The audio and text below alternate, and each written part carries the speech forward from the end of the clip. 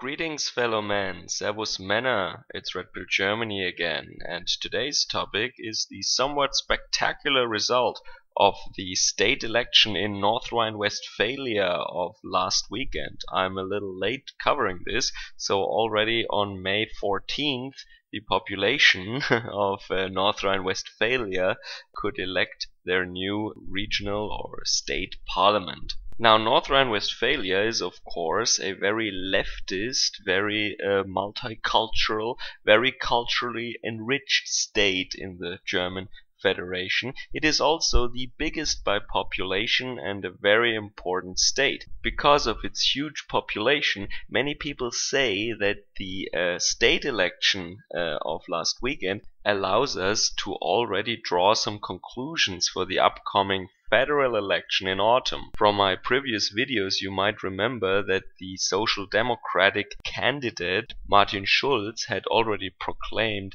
that the Schulz effect is here and everybody is jumping on the Schulz train now, and the SPD will gain in popularity and he will surely win the election in autumn.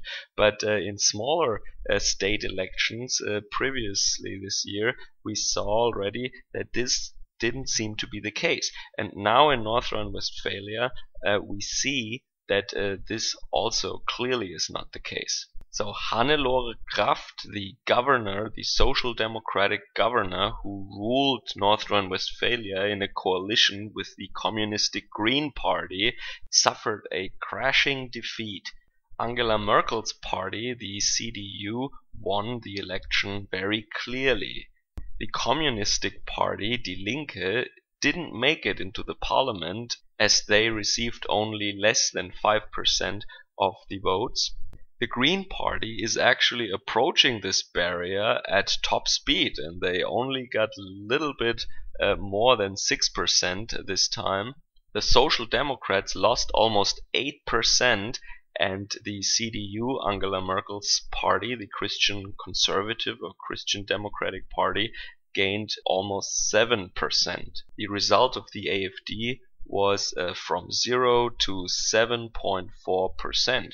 Now you might say that 7.4% is not a lot, but as I said, North Rhine-Westphalia is very leftist, very culturally enriched, so it is what it is. What we can already read in very, very leftist mainstream media publications, such as Der Spiegel, is that there was obvious voter fraud going on in North Rhine-Westphalia, where the AfD received 0 votes in many voter districts, in many constituencies, when they clearly got many votes there. They only quote Mönchengladbach here, but if you ask the party and if you ask a little deeper, you see that we have already accounts of at least 15 districts in which there were obvious inconsistencies. Now, if you ask people who used to be involved in the counting process, after the election, all the votes are gathered, and then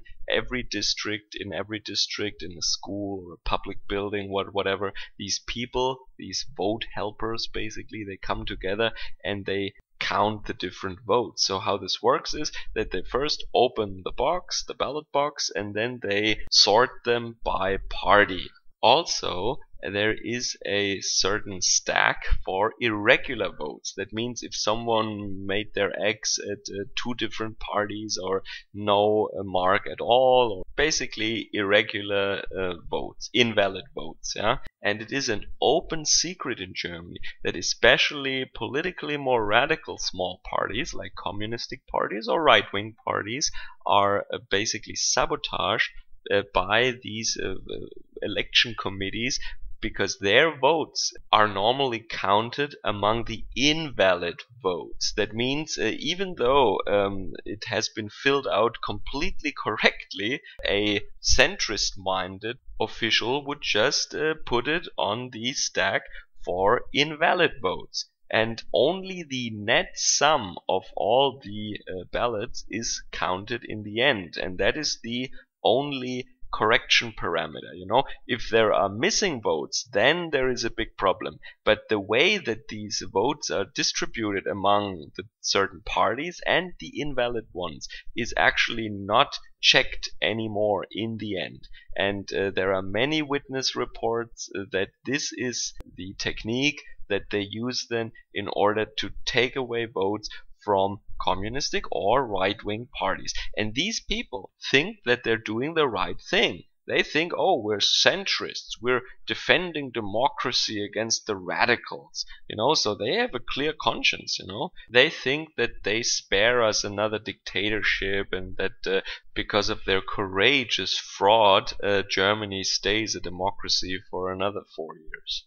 So nothing much changed in North Rhine-Westphalia, but something did change. Now, it's of course not a radical change, but I really have to stress this fact, especially for my listeners from the United States, who frequently tell me that we should get rid of Merkel and she's the most horrible person ever and the biggest danger to Europe at the moment. And I agree with the general idea. I despise Merkel. I don't like her at all. But if I would only have the choice between CDU under Angela Merkel and a coalition of the Communists, the Green Party and the Social Democrats, I would still choose Merkel. I will not vote for Merkel, don't get me wrong. I will vote for the AfD.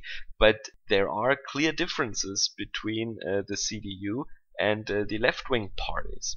Whatever Merkel and the CDU want in terms of open borders or higher taxes or euro bonds or something like that, the left parties want that times 10 or 100.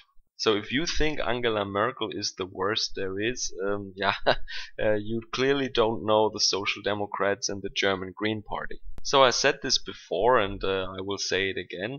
I think that Angela Merkel will most probably win the next federal election, maybe in a coalition with the Liberal Party, the FDP, which also gained many votes now. They were very unpopular until recently, and all of a sudden they are having some kind of revival. And be careful here, liberal in Germany means something completely different than in the US. Liberal in the US nowadays means more like communist, socialist, SJW, whereas in Germany they want to give themselves the appearance, they want to be seen as the advocates of the working people, of the skilled workers, so the pillars of society, the hardworking academics, or the hardworking, highly educated, successful people, when in fact they are more or less a special interest group for people who just got a big inheritance from their rich parents. Now, of course, on paper they would subscribe to free market ideas and leaning into libertarian here and there, while being socially very, very liberal. Economically, they are advocates of the free market, which causes them to be seen as some kind of proto-fascists in Germany already. Also, this puts them at odds with SJWs and egalitarians. So they would always favor equality of opportunity rather than equality of outcomes.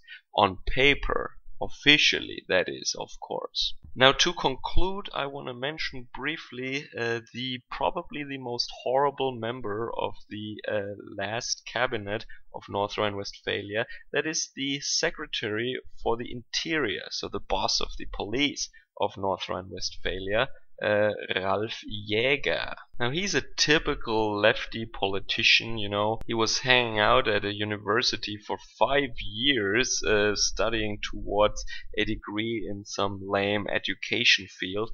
He never got that degree, of course, and then became a candidate for the Social Democrats. So he has no skills, nothing whatsoever, and he was the boss of the police of the biggest state in Germany. Now, how did he use this prominent position? He basically sabotaged the police, sacrificing law and order and security on the streets of North Rhine-Westphalia. I would even go that far to say that his politics basically caused the incidents of New Year's Eve in Cologne. And then he first played down these events, and then when he couldn't deny it any longer, then he blamed the police.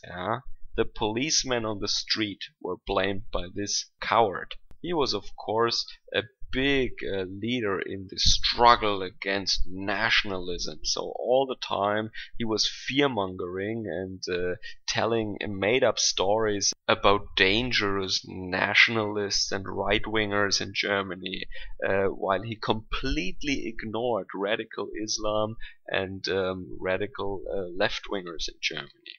Now this guy and the politics that they stand for were one of the reasons why the voters, being leftists basically, were still so fed up with the government of North Rhine-Westphalia that the left-wing parties actually lost a lot of votes in this election. Now, as I said, this doesn't change a lot, but it is the lesser of two evils that the population of North Rhine-Westphalia decided for, and maybe this is already a signal for the election in autumn. Enjoy the rest of your day. Servus, Kameraden.